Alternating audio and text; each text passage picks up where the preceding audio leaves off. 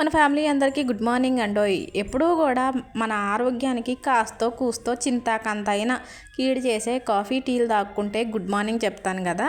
అయితే ఆ కాఫీలు అన్నది తాగకూడదు, ఆరోగ్యానికి మంచిది కాదని తెలిసినా అదొక వ్యసనం లాగా మరవలేము.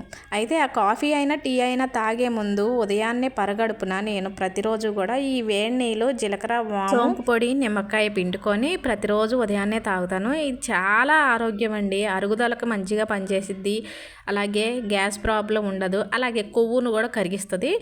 ఇక ఈ పొడిని ఎలా చేసుకోవాలో మరో వీడియోలో చూపిస్తాను. అంతా ఒక వీడియోలో అంటే కుదరదు కాబట్టి మరో వీడియోలో తప్పకుండా చూపిస్తాను.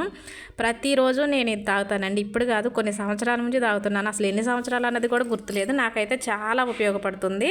అయితే ప్రతిరోజు తాగుతాను, కానీ ఇప్పుడు చూపించిన జగ్గులో అయితే తాగనండి. 1/2 లీటర్ల లోట అంటే మంచినీళ్ళ లోటాలో పోసుకొని తాగుతాను. కేవలం వీడియో కోసం మాత్రమే ఈరోజు ఈ జగ్గులో తాగుతున్నాను.